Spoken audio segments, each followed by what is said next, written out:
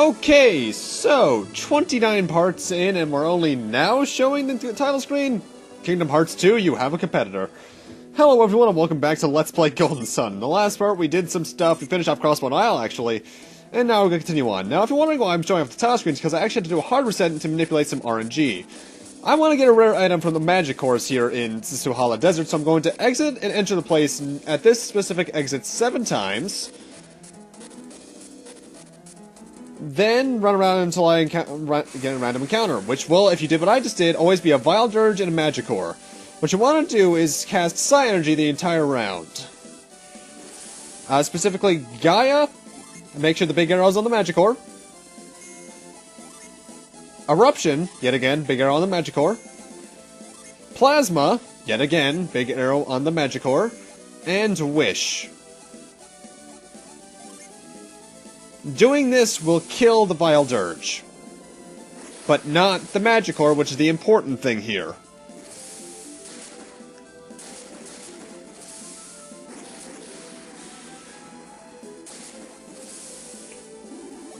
And let's just let this round end and such. Now in the next round, you want to have everyone but Mia defend. And when it gets to her turn, use her Sleet Djinn. Doing so should, if you're at least level 26 above, kill the Magicore. And for doing so, you get the Aura Gloves. If you do this right, that works 100% of the time. I'm gonna equip those onto Ivan because he needs that extra defense. And I'm gonna sell the Spirit Gloves to the next town. So yeah, that's a nice little thing. There's a lot of enemies you can do that with, and I will abuse a couple of them because some of those items are really good. But yeah, anyway, now we're back at the Venus Lighthouse entry, because now we're gonna head to the right at this fork, so we can get back to the world map. And head northwest for the final town in the game. Welcome to Lali, Vero. And things are already looking pretty grim. And it is likely more of Sadaros and Minari's work, so yeah.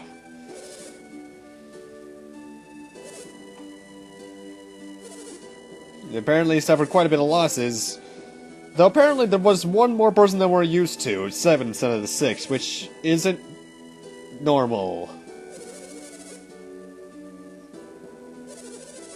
Apparently Sheba was among them, which is a thing. Also, apparently Kraden was protecting her, so that's at least a thing. Also, how well known is Kraden if all these people know him? Maybe they explained that in some dialogue I didn't read, but still. Either way, they head for Bobby Lighthouse. In specific, the ruins beneath it. Because apparently the foundations there have some pretty good ruins there.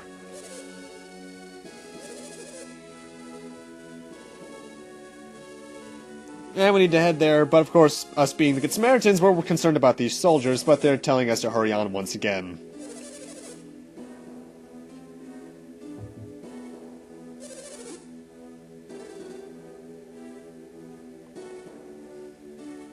And yeah, we can head north to continue on, but first off, you can find some really good items here, and buy some good items, and there's also a Djinn in this town that I want to collect.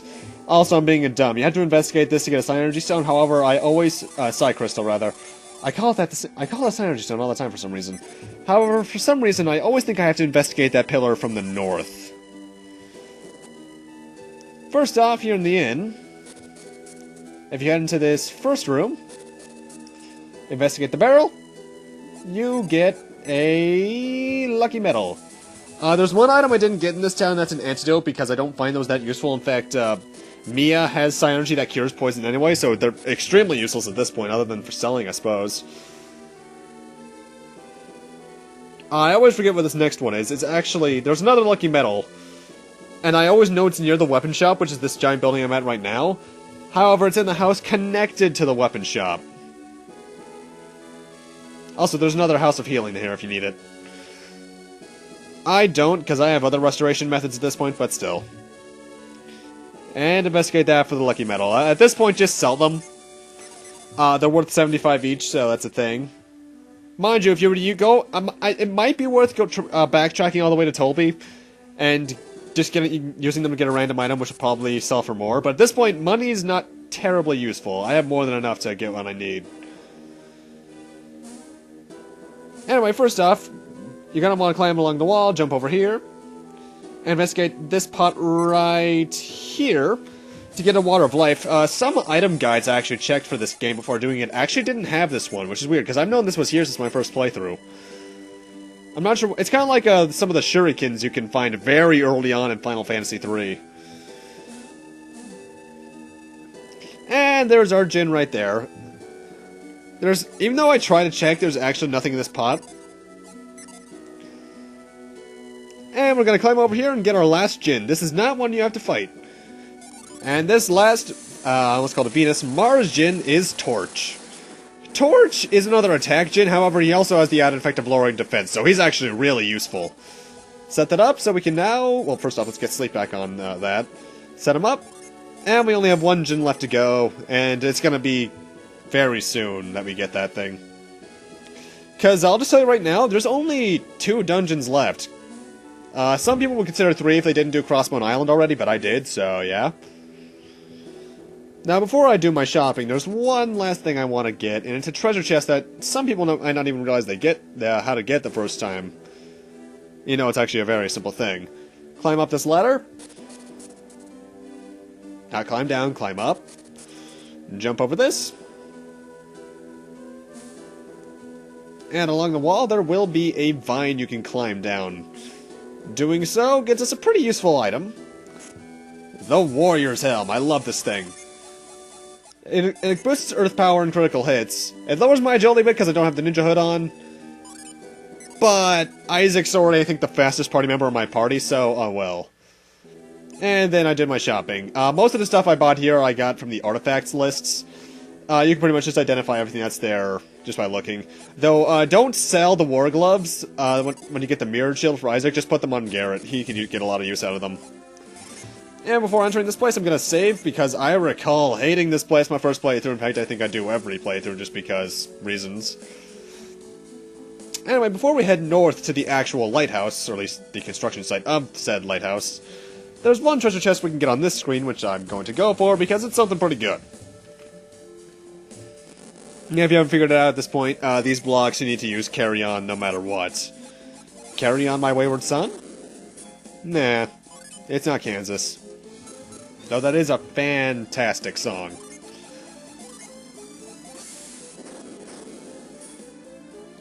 Now, I'm very late in saying this, but the move and carry hands actually reminded me a lot of, Mickey Mouse's gloves for some reason. Which thus reminds me of Kingdom Hearts, which is another good, well actually it's an alright JRPG series. I'm not a fan of the story in any form or matter. And here I think we got the game's last Lucky Pepper, and I'm going to be using it on Ivan once again. I think Lucky Pepper's the only one where I kind of go against my rule of, whoever has the lowest version of that stat gets it, because Ivan has, I think, the lowest attack stat no matter what you do. Unless you do some severe hacking to get a lot of stat boosting items. So him getting those critical hits much more easily is very worth it to me. And it's in this area we can actually get the last Djinn, but it's a bit of a setup to get. First off, you have to move this pillar here to the left, and then go to the right, opposite end of this area and do the exact same thing. Also, a little detail here that you don't really get to see much until now. If you push something, there's a hole underneath it, Isaac and company will actually jump out of the way, instead of just making you fall. I like that detail. Some other games you can push something like that and then you just fall down immediately. And I think the parties from... yeah, I think the later games do that too. Why would they take out a detail like that? And we need growth one more time, I think, for this.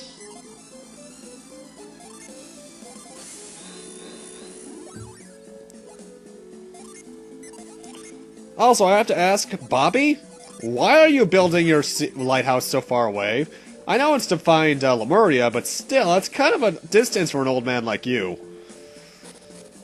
Anyway, fall down the only slide available to you, and we find the last Djinn of the game.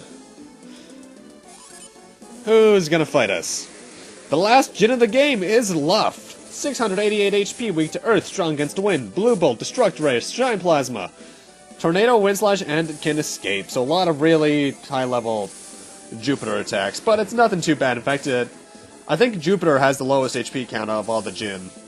I think there being a keyword, once again. I know I say that a lot, that's practically my catchphrase actually, but still. Nothing too bad. And with that, the last joins our party.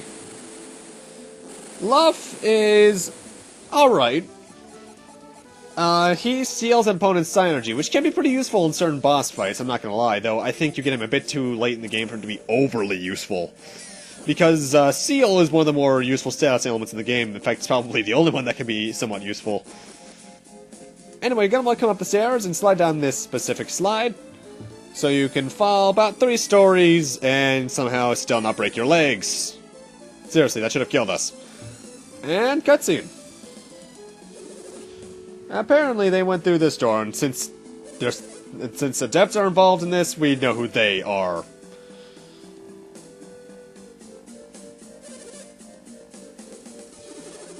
Apparently this door doesn't open, which means they just aren't trying hard enough or don't believe.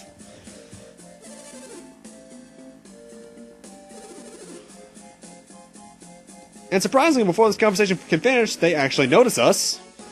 And this guy actually knows Eodem. This is Farin, the town's chief, essentially. Are Felix and the others behind this door? Yeah, behind the door that no normal man can open. If they got through, then we can too, right? Yep.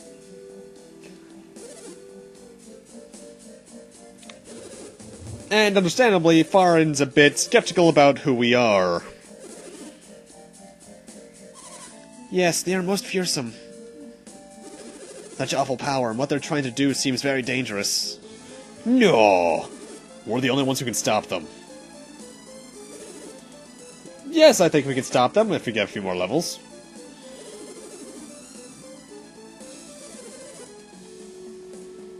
Apparently he's being unnecessarily, over the top when it comes to anger because Sheba's life shouldn't be left in the hands of us children. Which, mind you, we're only 16, so it is somewhat understandable, though that is pretty high age for RPGs compared to some other ones. I think Dragon Quest V, you play as a 6-year-old at the beginning of the game with his father. Or however old the main character of that game was when you start. Well, technically he's born when you start, but still. Anyway, we need to show them our psi energy, or at least show them that we can open this door in order to continue on. So, use reveal, press the switch. Booyah. Magic.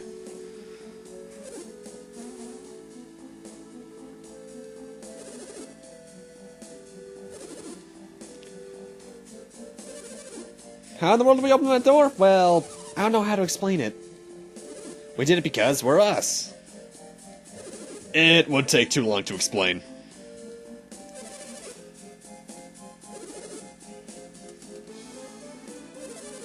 And they've got to go save Sheba, so we're probably going to follow along with them. Onward! Or not.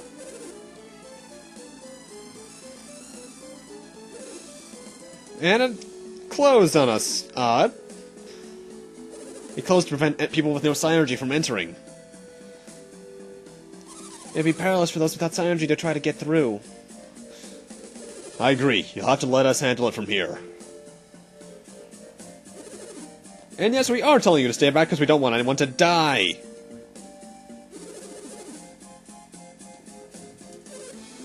So he's actually surprisingly understanding in this fact. And Eodem's thankfully getting the last word failing. I forget the word, damn it. I hate it when that happens. Either way, they know that they're just going to get in our way if they come with us anyway, so they're going to let us go on to have Sheba's life in our hands. And that means we also have to leave behind Eodem, who honestly I forget is with us half the time, which means he was with us across one aisle, by the way. Anyway, press the switch, and we can continue on to a random battle. This is an Orc Lord, 278 HP, weak to wind, strong against earth, can drop a lucky medal, actually. Can put you to sleep and has some weird spasm attack. And the other one is a Wild Griffin, let me get my notes. 370 HP, weak to wind, strong against earth, can drop a feathered robe, which I think is alright. Bind, Twin Peaks, and Windstroke. I believe I forget Bind's just a paralysis attack, or if it steals your psi energy. I think it's the former, not the latter, though. Nothing too bad, though you get some really decent experience in this place. And welcome to the Tunnel Ruins, the second to last dungeon in the game. But with that, I'm gonna need to end this off here. Thank you guys for watching, and in part 30 we'll be checking this place out. See you guys then!